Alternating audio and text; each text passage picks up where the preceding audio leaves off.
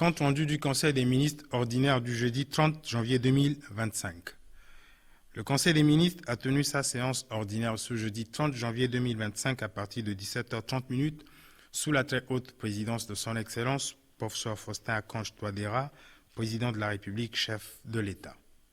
Le président de la République, en abordant ses communications, a mentionné les circonstances de droit et de fait sur le fondement desquelles ont été prises le 31 décembre 2024 des mesures portant commutation et remise de peine par grâce présidentielle à certains détenus. De plus, fidèle à l'esprit des 10 domaines d'impulsion présidentielle pour la santé universelle en République centrafricaine,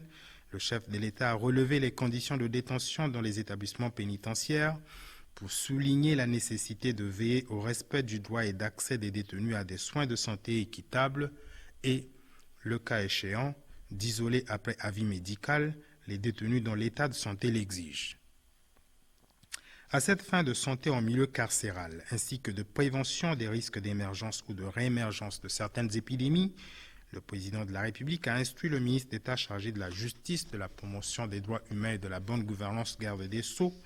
le ministre chargé des Finances et du Budget en sa qualité de président du Comité national de coordination du Fonds mondial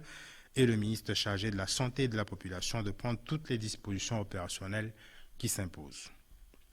Poursuivant ces communications, son Excellence, Monsieur le Président de la République, chef de l'État, a manifesté une fierté légitime par rapport à la récente et précieuse découverte dans la zone minière de Zako, située dans la préfecture du Mbomou, d'un diamant brut pesant 177,97 carats. Pour le Président de la République, 6 mois après la levée totale de l'embargo sur les armes décidée par le Conseil de sécurité des Nations Unies et 2 mois après la levée totale de l'embargo sur l'exportation du diamant brut de la République centrafricaine décidée par le processus de Kimberley, cette découverte exceptionnelle qui a suscité un écho retentissant à travers les marchés financiers permet de mettre en lumière et de promouvoir le potentiel minier de la République centrafricaine, source de richesse et de croissance, à rebours des préjugés et des projections les plus alarmistes. Sur le sujet, le président de la République a tenu à féliciter notre compatriote diamantaire, propriétaire de cette pierre précieuse, qui s'est conformé scrupuleusement à la réglementation minière en matière de déclaration. Par ailleurs, dans cette même dynamique vertueuse qui contraste avec les répercussions d'une conjoncture économique mondiale ajoutée à un profil de croissance morose à court, moyen et long terme et la déliquescence des prix de matières premières à l'échelle internationale, le président de la République s'est réjoui de l'offre par la Fédération de Russie d'une quantité de 35 millions de litres de gazole à la République centrafricaine. À propos, tout en saluant l'heureux aboutissement d'un long processus diplomatique, en dépit de certaines contraintes tributaires de considérations géopolitiques qui ne cessent d'agiter les grands équilibres, le chef de l'État a souligné l'excellence des relations bilatérales et de coopération avec le partenaire russe. Par ailleurs, il a exprimé sa profonde reconnaissance à l'endroit de son homologue russe et remercié le président Paul Biya de la République sœur du Cameroun pour les facilitations accordées par rapport aux procédures liées à l'accostage du navire affrété et au dépotage du carburant au niveau du port de Limé. Aussi, le président de la République a souligné l'impératif de tirer le meilleur avantage pour les finances publiques en termes de fiscalité pétrolière liée à la gestion transparente de ce don, qui plus devra faciliter une préparation sereine de la prochaine campagne fleuve, la définition d'une stratégie efficace de distribution du carburant au travers de plusieurs stations-service sur le territoire national et l'opportunité d'une relecture de la structure des prix des hydrocarbures dans l'intérêt bien compris de la population centrafricaine, à même de redynamiser les réformes et les transformations en cours et accélérer la croissance dans l'ensemble des secteurs d'activité. Suite aux communications de son Excellence, Monsieur le Président de la République, chef de l'État, les délibérations du Conseil siégeant sous sa très haute présidence se sont articulées autour des points suivants inscrits à l'ordre du jour. 1. Les dossiers à examiner. 2. Les communications ministérielles. 3. Les divers. L'établissement de l'ordre du jour a été précédé avec l'autorisation de son Excellence, Monsieur le Président de la République, chef de l'État, de la présentation par le ministre chargé du secrétariat général du gouvernement et des relations avec les institutions de la République de la position des membres du gouvernement absents. Au titre des dossiers à examiner, ministère des Mines et de la Géologie. Autorisé par son Excellence, Monsieur le Président de la République, chef de l'État, à prendre la parole, le ministre chargé des Mines et de la Géologie a soumis 7 dossiers à l'examen du Conseil. Les 4 premiers dossiers soumis par le ministre chargé des Mines et de la Géologie à l'examen du Conseil sont le projet de décret portant attribution de 2 permis d'exploitation de petites mines à la société Banda Mining, le projet de décret portant attribution d'un permis d'exploitation de petites mines à la société Mingala Mining, le projet de décret portant attribution d'un permis d'exploitation de petites mines à la société Ratel Mining et le projet de décret portant attribution de 5 permis d'exploitation de petites mines au ministère de la Défense nationale et de la reconstruction de l'armée. Le ministre a indiqué que ces 3 sociétés sont unipersonnelles à responsabilité limitée, au capital social de 10 millions de francs CFA chacune et immatriculées au registre du commerce et de crédit immobilier. Le ministère de la Défense nationale et de la reconstruction de l'armée et ces 3 sociétés ont respectivement formulé et introduit auprès du ministère des Mines et de la Géologie des demandes ayant abouti dans chacun des cas à la signature de conventions minières. À cet effet, en vertu de l'article 96 de la loi numéro 24.008 du 21 août 2024 portant code minier de la République centrafricaine et en considérant que le ministère de la Défense nationale et de la reconstruction de l'armée et ces 3 sociétés ont satisfait à toutes les conditions requises en s'acquittant des frais afférents exigibles pour l'obtention de permis d'exploitation de petites mines, le ministre chargé des Mines et de la Géologie a sollicité du Conseil l'adoption de 4 projets de décret portant respectivement attribution de 2 permis d'exploitation de petites mines à la société Banda Mining, d'un permis d'exploitation de petites mines à la société Mingala Mining, d'un permis d'exploitation de petites mines à la société Ratel Mining et de 5 permis d'exploitation de petites mines au ministère de la Défense nationale et de la reconstruction de l'armée. En reprenant la parole, Son Excellence, Monsieur le Président de la République, chef de l'État, a relevé la nécessité de disposer d'un service de cadastre minier efficient et qui veille à la conservation et à la préservation de périmètres spéciaux du secteur minier pour une décision d'exploitation future par la puissance publique. En définitive, le Conseil a marqué son accord et a adopté les 4 projets de décret. Ils seront soumis à la signature de Son Excellence, Monsieur le Président de la République, chef de l'État. Le 5e et le 6e dossier soumis par le ministre chargé des Mines et de la Géologie sont le projet de décret portant attribution d'un permis de recherche à la société Bacala Gold et le projet de décret portant attribution d'un permis de recherche à la société Bossangwa Gold. Ces 2 sociétés sont unipersonnelles à responsabilité limitée au capital social de 10 millions de francs CFA chacune et immatriculées au registre du commerce et de crédit immobilier. Elles ont formulé et introduit auprès du gouvernement leur demande de permis de recherche dans les zones de Bacala et de Bossangwa, accompagnées de leurs programmes respectifs de travaux de recherche approuvés par le ministère de l'Environnement et du Développement durable, conformément aux dispositions de l'article 66 de la loi numéro 24.008 du 21 août 2024 portant code minier de la République centrafricaine. Étant donné que ces sociétés ont satisfait à toutes les conditions requises en s'acquittant des frais afférents exigibles, le ministre chargé des Mines et de la Géologie a sollicité du Conseil l'adoption des 10 projets de décret.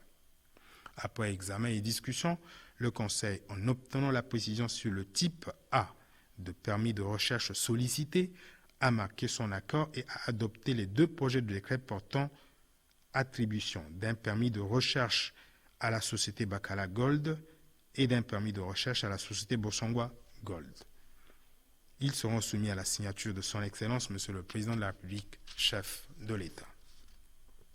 Le 7e dossier soumis par le ministre chargé des Mines et de la Géologie à l'attention du Conseil concerne le projet de décret portant organisation et fonctionnement de la police des mines. La loi numéro 24.008 du 21 août 2024 portant code minier de la République centrafricaine, par son article 235, a créé la police des mines qui donne un atout essentiel au secteur minier pour renforcer le contrôle et la gestion du secteur dans l'objectif de la réduction de la fraude et de la contrebande. La police des mines est un corps paramilitaire organisé de la manière suivante: des préposés miniers, des chefs d'unité, des contrôleurs et des contrôleurs principaux. Cette structure est composée d'une direction générale, de 7 unités régionales et d'une unité mobile. La police des mines, dont l'opérationnalisation est prévue dans un délai n'excédant pas 12 mois, permettra d'endiguer les fraudes et les contrebandes minières sur toute l'étendue du territoire national, ainsi que les sorties frauduleuses de nos ressources et donc une bonne maîtrise du secteur minier. Tels sont les arguments d'ordre légal et économique évoqués par le ministre chargé des Mines et de la Géologie à l'appui du projet de décret portant organisation et fonctionnement de la police des mines. En reprenant la parole, Son Excellence, Monsieur le Président de la République, chef de l'État, a précisé que la police des mines est un maillon essentiel et stratégique dans la chaîne de contrôle et de l'exploitation de nos ressources minières au seul profit de la croissance, de la création des richesses et de l'emploi pour la jeunesse et l'ensemble de la population selon le nouvel élan de souveraineté pleine et entière insufflé depuis l'avènement de la 7e République. La police des mines permettra de faire observer la législation nationale ainsi que les règles du processus de Kimberley et celles de l'initiative pour la transparence dans les industries extractives auxquelles notre pays a souscrit. En résumé, le Conseil a marqué son accord et a adopté le projet de décret portant organisation et fonctionnement de la police des mines. Il sera soumis à la signature de Son Excellence, Monsieur le Président de la République, chef de l'État. Ministère de l'Administration du Territoire, de la Décentralisation et du Développement local. Invité par Son Excellence, Monsieur le Président de la République, chef de l'État, à prendre la parole, le ministre chargé de l'Administration du Territoire, de la Décentralisation et du Développement local a soumis à l'examen du Conseil le projet de décret portant approbation du document de la politique nationale de l'État civil. Le document de la politique nationale de l'État civil élaboré avec l'appui technique et financier de l'Union européenne constitue un cadre de référence stratégique et opérationnel pour moderniser et apporter des solutions concrètes et innovantes aux défis rencontrés dans le secteur de l'état civil en République centrafricaine. Cette politique, conçue pour une période de 5 ans, a pour objectif d'améliorer les performances du système d'état civil en renforçant son accessibilité et sa sécurité. Elle s'articule autour de 6 axes stratégiques qui sont la normalisation et la législation, la coordination interministérielle, la communication et la sensibilisation, le renforcement des capacités, l'accessibilité, les infrastructures et les équipements et l'archivage et les statistiques. La phase d'implémentation de cette politique intègre la digitalisation des processus en liaison avec la mobilisation d'une expertise à partir du ministère de l'économie numérique. Eu égard aux enjeux identitaires et sécuritaires que revêt la mise en œuvre de la politique en matière de l'état civil, le ministre a sollicité du Conseil l'adoption du document de politique nationale de l'état civil. Après examen, le Conseil a marqué son accord et a adopté le document de politique nationale de l'état civil. Le projet de décret portant approbation du document de politique nationale de l'état civil sera soumis à la signature de Son Excellence, Monsieur le Président de la République, chef de l'État. Au titre des communications ministérielles, le ministre d'État chargé du désarmement, de la démobilisation, de la réintégration, du rapatriement et du suivi de l'accord politique pour la paix et la réconciliation a informé le Conseil de la commémoration le 6 février 2025 du 6e anniversaire de la signature de l'accord politique pour la paix et la réconciliation qui marquera le début de la 7e année de mise en œuvre de cet accord. La thématique retenue pour cette célébration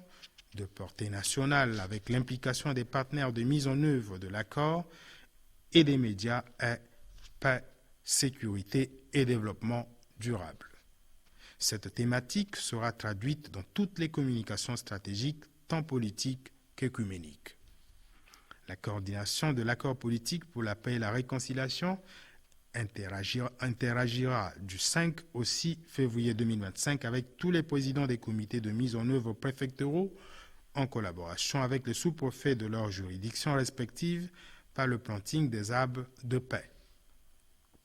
En reprenant la parole, Son Excellence, Monsieur le Président de la République, chef de l'État, a fait savoir qu'il est essentiel de mettre à profit la célébration du 6e anniversaire de la signature de l'accord politique pour la paix et la réconciliation pour offrir aux garants et facilitateurs l'occasion d'une communication autour des résultats stratégiques constitutifs du bilan qui consacre aux yeux du monde notre modèle de paix, c'est-à-dire notre attachement au terme de cet accord en tant qu'instrument fondamental de paix, de sécurité, de concorde nationale et de restauration des valeurs républicaines. La mise en œuvre de l'accord politique pour la paix et la réconciliation a permis en particulier d'obtenir la dissolution de 9 groupes armés sur les 14 signataires, la réintégration de plusieurs ex-combattants dans les rangs de nos forces de défense et de sécurité, le désengagement des éléments d'autres groupes armés de plus en plus isolés, la pacification du territoire national et le relèvement de l'état de droit, a ajouté le président de la République, chef de l'État. Le ministre d'État garde des Sceaux, le ministre chargé des Finances et du Budget et le ministre chargé de l'Économie, du Plan et de la Coopération internationale, tous membres du comité mixte chargé de l'organisation de la session ordinaire de la conférence des chefs d'État de la Communauté économique et monétaire de l'Afrique centrale, la CEMAC, ont communiqué au Conseil l'état des travaux en cours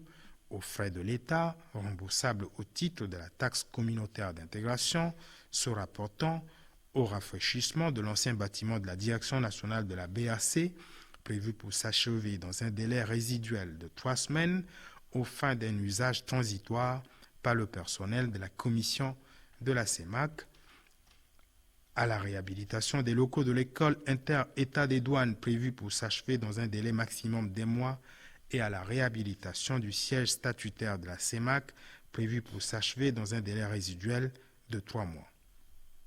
De plus, le projet d'accord de répartition des charges pour l'organisation de la session ordinaire de la conférence des chefs d'État a été adopté par le comité mixte. Il sera soumis à la signature de Monsieur le Premier ministre, chef du gouvernement. En reprenant la parole, Son Excellence, Monsieur le Président de la République, chef de l'État, tout en appréciant la pertinence des résultats intermédiaires auxquels est parvenu le comité mixte chargé de l'organisation de la session ordinaire de la conférence des chefs d'État, a demandé de poursuivre la réalisation des conditions incitatives au retour définitif du personnel de la CEMAC à son siège à Bangui, conformément à la décision de la conférence des chefs d'État, d'explorer toutes les options immobilières de référence et requises en vue d'un accueil chaleureux aux chefs d'État et d'accélérer la réflexion sur les éléments de contenu thématique en lien avec les objectifs de la politique d'intégration au sein de l'espace communautaire. Le ministre chargé de la fonction publique et de la réforme administrative a mentionné que le processus en cours d'intégration de jeunes diplômés dans la fonction publique a conduit à des statistiques actuelles de 4101 agents par rapport à un effectif de 6000 annoncés. La répartition des effectifs des nouvelles recrues se présente ainsi qu'il suit. Ministère de l'Éducation nationale, 1597, ministère de la Santé, 1257, ministère de l'Agriculture, 295, ministère de l'Enseignement supérieur, 237, ministère de l'Élevage, 217, Ensemble artistique national, 323, ministère de la Sécurité publique, 26, ministère de l'Action humanitaire, 126 et Commission nationale pour les réfugiés, 23. Le Conseil en a pris acte. Le ministre chargé de l'administration du territoire, de la décentralisation et du développement local, coordonnateur de l'opération Kwati-Kodro, a rendu compte au Conseil des activités de l'opération Kwati-Kodro du samedi 25 janvier 2025.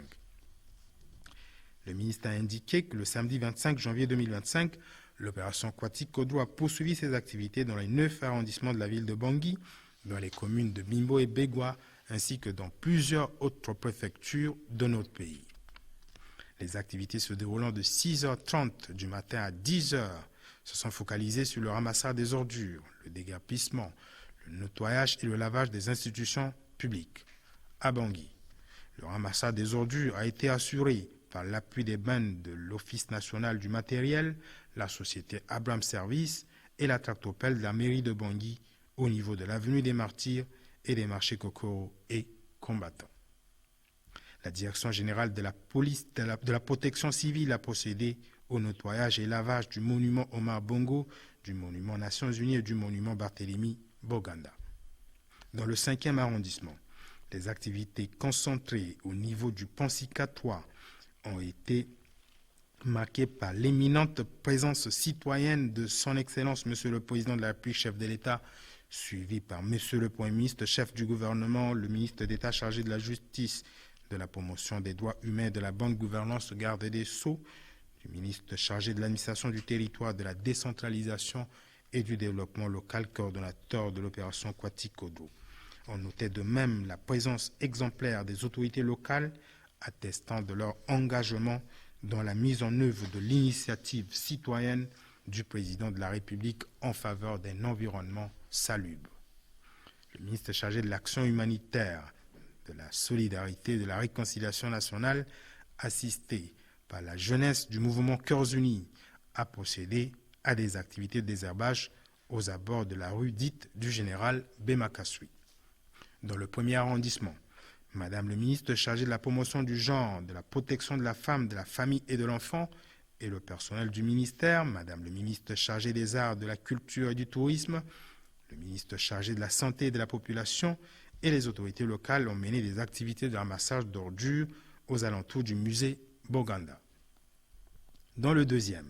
les autorités locales, les associations affiliées à l'opération Kwati-Kodro et les comités locaux d'action citoyenne ont nettoyé et ramassé les ordures à la mairie. Dans le 3e, les associations de Koliwaligara du kilomètre 5 et la brigade d'intervention rapide de l'opération Kwati-Kodro ont nettoyé les voies publiques jouxtant les marchés Kokoro et Sambo, tandis que le bureau des femmes musulmanes a procédé au ramassage des ordures à la mosquée centrale. Parallèlement, le ministre d'État chargé de la justice, de la promotion des droits humains et de la bonne gouvernance, garde des Sceaux, le ministre chargé de la communication et des médias, porte-parole du gouvernement, le ministre chargé de l'environnement et du développement durable et le personnel du ministère ont nettoyé les abords du canal allant de Sika Castor vers la MINUSCA. Dans le 4e, les autorités locales, les associations de soutien à l'opération Kwati-Kodro ont procédé au curage et au nettoyage des canalisations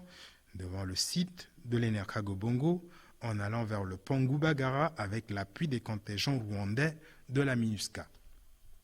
Dans le 6e, les associations engagées, les comités locaux, la jeunesse étaient en activité au niveau du rond-point et du marché Pétévo. Dans le 7e, les activités de Kwati-Kodro se sont déroulées sur le pont Source en présence des autorités locales, des comités locaux et de l'association Walimolondo et Maï. Dans le 8e, les autorités locales, les comités locaux ainsi que les associations affiliées ont nettoyé et ramassé les ordures derrière le marché combattant et au niveau des artères de l'aéroport international Bangui Mpoko. Dans le 9e, les autorités locales et les associations affiliées ont désherbé et nettoyé l'enceinte de la gendarmerie de Londia-Mboko. À Bégua, les comités locaux et les associations affiliées ont procédé au nettoyage et au ramassage d'ordures au niveau de la gendarmerie, de la mairie, de l'axe Boali et de l'axe Damara. À Bimbo, les autorités locales et les associations engagées ont mené des activités au niveau du marché de Bimbo. À l'intérieur de notre pays, les activités de l'opération Kwati-Kodro se sont bien déroulées à Berberati, Bongassou, Kagabandoro, Damara, Boali, Sibut, Bambari, Bamingi, Buka, Bosongwa, Amadagaza et Gamboula. Par ailleurs, les artistes, membres de l'ensemble artistique national, ont exprimé publiquement une manifestation d'intérêt et d'engagement citoyen par une implication soutenue dans les activités de l'opération Kwati-Kodro, cela en témoignage au leadership éclairé de son Excellence Monsieur le Président de la République, chef de l'État. Enfin,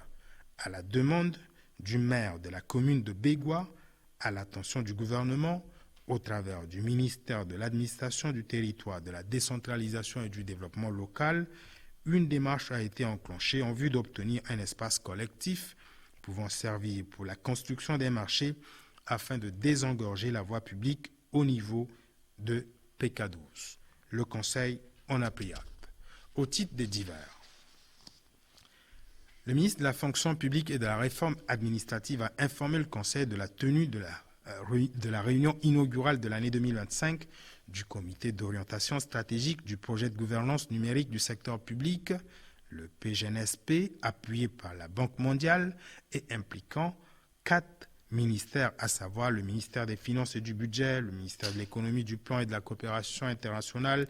le ministère de l'Économie numérique, des Postes et Télécommunications et le ministère de la fonction publique et de la réforme administrative. De plus, le ministre chargé de la fonction publique et de la réforme administrative a informé le Conseil de la parution et de la distribution d'un ouvrage intitulé « Livret du fonctionnaire stagiaire pour guider l'immersion dans son département ». Le ministre chargé des petites et moyennes entreprises et de la promotion du secteur privé a informé le Conseil du lancement, le mercredi 29 janvier 2025, de discussions portant sur la thématique intitulée « Entreprise, formalisation du secteur informel, fonctionnement du guichet unique et cartographie des acteurs privés locaux ». Ces discussions s'inscrivent dans le cadre du dialogue public-privé initié par le gouvernement en vue de capitaliser sur le retour tangible à la paix et à la sécurité dans notre pays pour revitaliser l'économie nationale en incluant la relance d'un dialogue structuré et dynamique entre le secteur public et le secteur privé. Madame le ministre chargée de la promotion du genre, de la protection de la femme, de la famille et de l'enfant a informé le Conseil d'une visite qu'elle a effectuée conjointement avec le ministre chargé de l'administration du territoire, de la décentralisation et du développement local dans la ville de Zangba, dans la préfecture de la Basse-Koto, à l'effet d'installer le sous-préfet nouvellement nommé et de rassurer la population du ferme engagement du gouvernement en liaison avec les partenaires bilatéraux et multilatéraux à consolider la paix et la sécurité en faveur de la population de la ville de Zangba en particulier et la population centrafricaine en général. Le ministre chargé de l'action humanitaire, de la solidarité et de la réconciliation nationale a informé le Conseil sur le retour, sujet à équivoque, de certains réfugiés en provenance du Cameroun, avec l'occurrence de difficultés identitaires et de cohabitation avec des populations résidentes dans la région de Boire, dans la préfecture de la Nana Mambéré. Des enquêtes sont en cours pour comprendre les circonstances exactes liées à la survenance de ces événements. Le ministre d'État chargé de l'Éducation nationale a informé le Conseil de la célébration le 28 février et le 1er mars 2025 de la Journée africaine de l'alimentation scolaire que notre pays aura l'honneur d'accueillir.